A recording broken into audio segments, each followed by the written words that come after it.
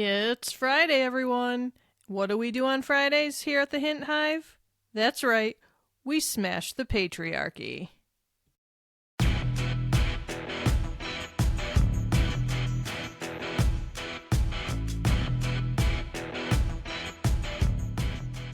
Hello, my queens. Welcome back to the Hint Hive, Amplifying Women's Voices.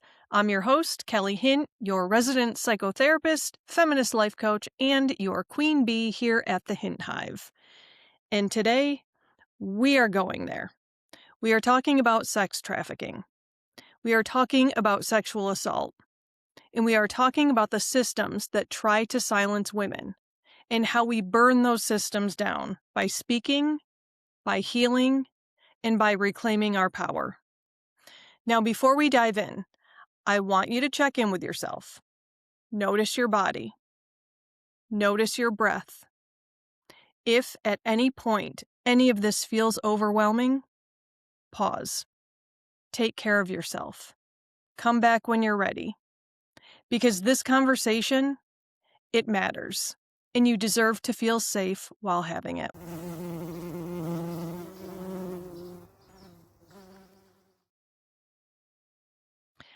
Let's start with the truth, the reality that we don't talk about nearly enough, because silence is actually part of the problem.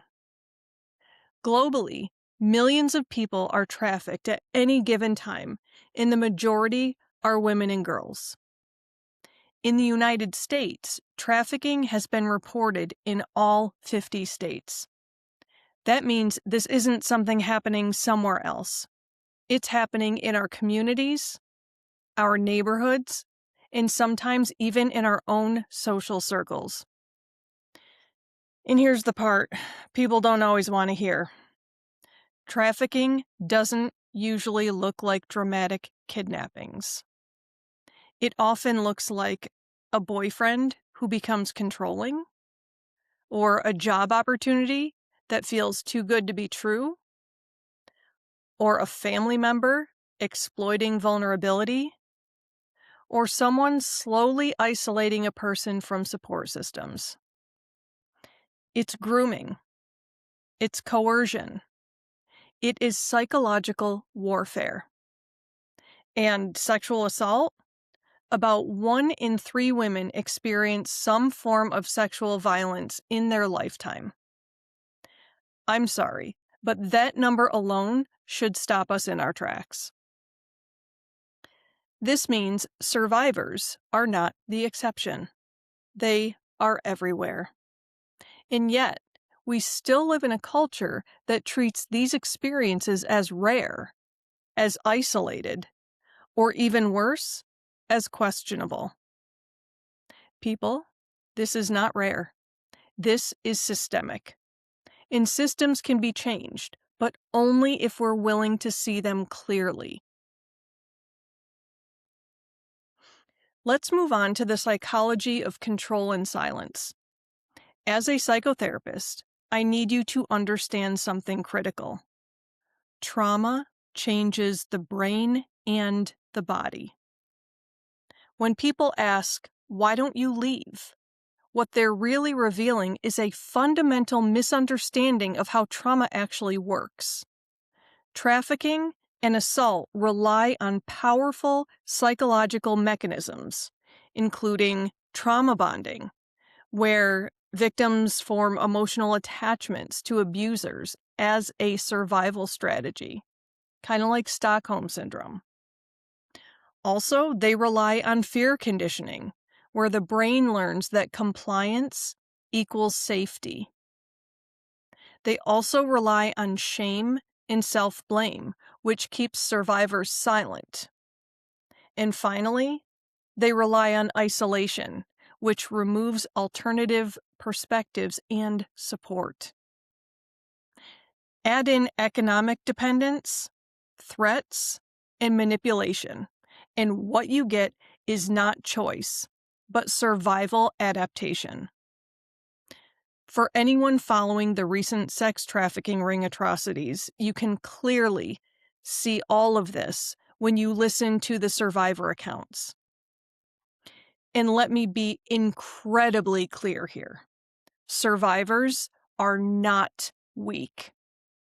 They are responding exactly how a human nervous system is designed to respond under extreme threat. And then, society piles on top of that with victim blaming. What were you wearing? Why were you there? Why didn't you fight back? These questions don't just miss the point. They reinforce the silence that perpetrators depend on. Because if survivors are too ashamed to speak, the system stays intact. Now, we need to have an honest conversation about how culture contributes to this problem. We sensationalize the most extreme cases while ignoring the everyday realities. We consume stories of violence as entertainment, but we struggle to sit with the lived experiences of survivors. And most importantly, we still live in a world that scrutinizes survivors more than perpetrators. That one drives me a little crazy, not gonna lie.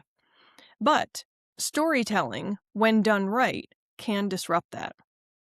The book Nobody's Girl by Virginia Giuffre is a powerful autobiographical account of her experience with sexual abuse and trafficking, including her involvement in elite, high-profile exploitation networks.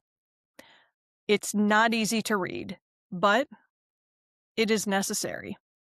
And here's why this matters on a deeper level. This story exposes something many people are uncomfortable admitting. Trafficking is not just a fringe crime. It can be protected by power, money, and social status. It reveals how systems that are supposed to protect, such as wealth, influence, and institutions, can instead be weaponized to exploit and silence.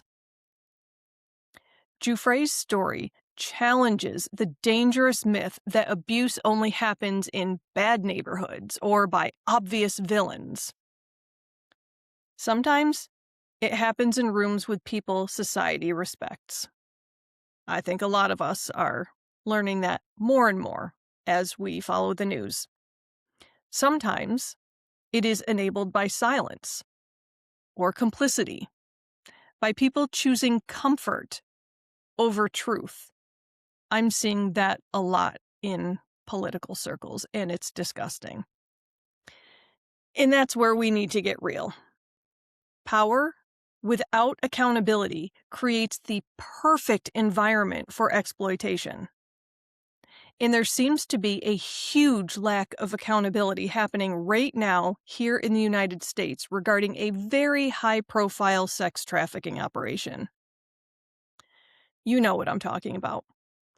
I am not going to give that scumbag the honor of speaking his filthy name, or the disgusting names of the sick pedophiles involved. They can all rot in hell. Okay, sorry. Let's get back on track because I am trying to remain professional and not lose my mind, because anytime I talk about this, I can devolve quickly. Anyway, what makes this story so important is that it dismantles the illusion of safety tied to status. It forces us to confront a harder truth. Exploitation thrives wherever power goes unchecked, and silence is often enforced not just by perpetrators, but by systems designed to protect reputation over people. This is what we call institutional betrayal, when systems that are supposed to protect actually cause harm or fail to intervene. And that's why storytelling like this isn't just awareness, it's disruption. It is resistance. It is refusing to protect systems at the expense of human lives. It is saying, we see this, we name it, and we are not looking away anymore. Now let's talk about healing, because survival is not the end of the story. We can reclaim our power after trauma. I am one of the many, many examples of that one. Something to remember is that healing is not linear. It is not pretty. It is not something that you get over. It is something that you move through, layer by layer, at your own pace. And here's what I need you to hear. What happened to you is not your identity. Trauma may shape your story, but it does not define your worth. Your brain adapted to survive something overwhelming. Your body carried you through. That is not weakness. That is intelligence. That is resilience. Now, reclaiming power can look like naming what happened, even if only to yourself at first. It can look like relearning boundaries and honoring them without guilt. It can be reconnecting with your body in safe, supported ways. Or seeking trauma-informed therapy or support groups. Or it can look like allowing yourself to feel anger, grief, and everything in between. Healing also means unlearning the shame that was never yours to carry. Because let's be clear, the shame belongs to the perpetrator. Always. All right, let's move into action, because awareness without action is just noise. There are actionable steps that both survivors and allies can take, so let's go over a few of them. If you are a survivor, step 1, seek support in a way that feels safe. This could be therapy, coaching, a hotline, or a trusted person. Step number 2, develop grounding practices to regulate your nervous system.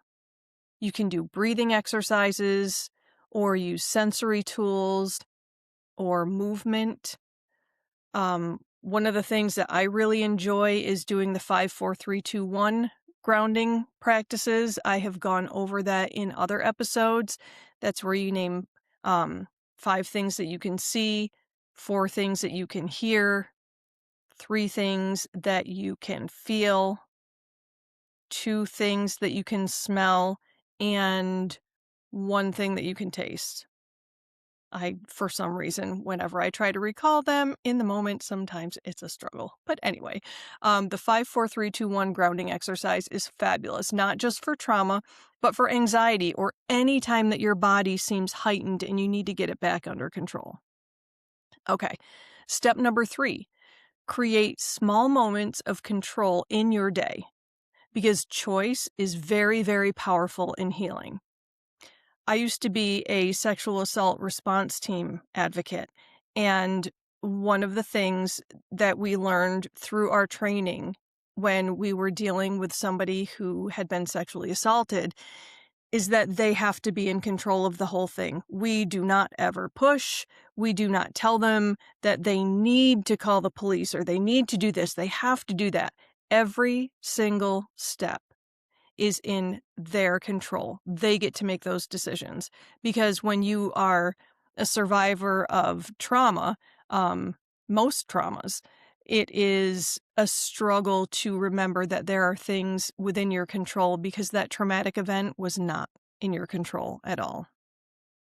All right, lastly, step number 4, limit exposure to triggering content when needed. Protect your peace. And that's where I will caution you as listeners. If you're going to read Nobody's Girl by Virginia Giuffre, do it in pieces. It took me a little bit longer than usual to read the book because it was Very triggering. There were a couple things that hit the nail on the head for me personally and some of the things that I went through.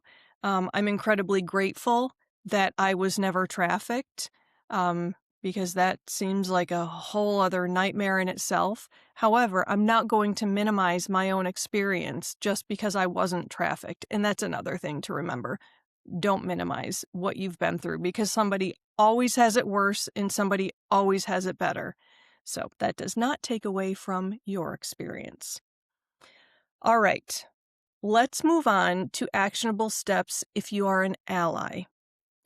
Step number 1, believe survivors without interrogation. Step number 2, listen more than you speak. Do not give unsolicited advice.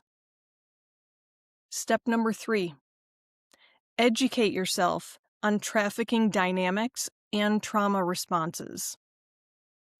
It's on you as an ally. It is not on the survivor to educate you. And finally, step number 4, support organizations either financially or through advocacy in spreading awareness. That, my friends, my allies, is how you can help somebody who has struggled with trafficking or assault. And for everyone, challenge victim-blaming language in conversations. I cannot tell you enough. I cannot tell you enough how important it is to call that nonsense out. I don't want to hear any garbage about, oh, well, she should have been doing this or she shouldn't have been wearing that. Nope. If you're saying that nonsense in front of me, oh, you're not going to like my response to that at all. And granted, you don't all have to be as direct and assertive in the manner that I am. Not everybody needs to be whacked over the head. Actually, they all do when they're engaging in those garbage conversations, but you don't have to do that. There are other ways. You can challenge gently if that is your personality, but don't be complacent. Don't let those conversations happen. And another thing that you can do, that we can all do, is to advocate for systemic change through policy, education, and accountability. And like I mentioned earlier, we're having a big problem here in the United States with accountability. It is not happening. It is disgusting. And as of the recording of this episode, our former Secretary of State, Hillary Clinton, has just testified, or she went in front of Congress, whatever, about the files. You all know what I'm talking about. Again, I am not saying the name. I'm just not doing it because I'm being a defiant person right now, and I don't want to amplify his voice or their voices. Anyway, I find it ironic that the only person who has been brought before the authorities is Hillary Clinton. She wasn't named in the files. Her spouse was, right? So why not ask him? Why bring her in? I don't know. It just kind of feels like women are facing accountability for actions that the majority of the perpetrators were men. Okay. Shocking. Hello, patriarchy. All right. Finally, before I go off on another rant, teach and model consent in everyday interactions. This is a huge one. We can all do this. This is actually one of the reasons that I always ask people permission to hug them. And yes, I'm talking about my personal life. I never initiate physical contact as a therapist because it would be very inappropriate to do so in the majority of situations. Some exceptions included working with some kiddos back when I used to work with the little munchkins. I'm sorry, I really struggle not to give hugs when needed to kids. So It's probably one of the reasons why I don't work with kids anymore. I don't want to cross any lines, right? And in therapy, there are very, very strict boundaries that we have to adhere to. So if you've ever been to therapy and wondered maybe why your therapist doesn't offer you a hug or a pat on the knee or something in a situation where maybe a loved one would hug you or physically comfort you, it is not because we're callous and unfeeling. It is because we are adhering to the ethics of our profession. We want to keep our licenses, so we got to be real careful about stuff like that.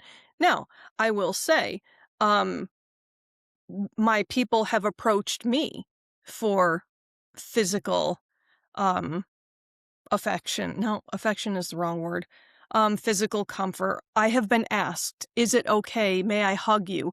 This happens a lot in my coaching practice because there's a different dynamic between my coaching people and my therapy people.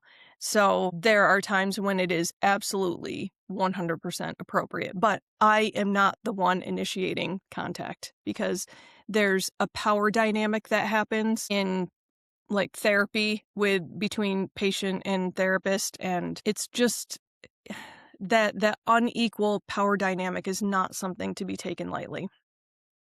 And while I'm thinking about it, an important point here, moving away from therapy, that I feel I should make is that change doesn't just happen at the individual level, right? It's not, I, solitary person here, decides to do this and so it changes the world. No, it happens when communities shift. So how do we get communities to shift? Well, we've all got to do it, right? We've all got to do these actionable steps. We've all got to do our part. We have to call out uncomfortable conversations. We have to respect boundaries. We have to set and enforce healthy boundaries.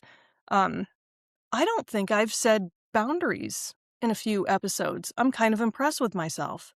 Actually, yeah, okay. Maybe it was just one episode that I missed having a boundary conversation lately. All right. Ladies, my queens, it is time for your affirmation of the week. Say it with me, or write it down, or just let yourself hear it. I am not what was done to me.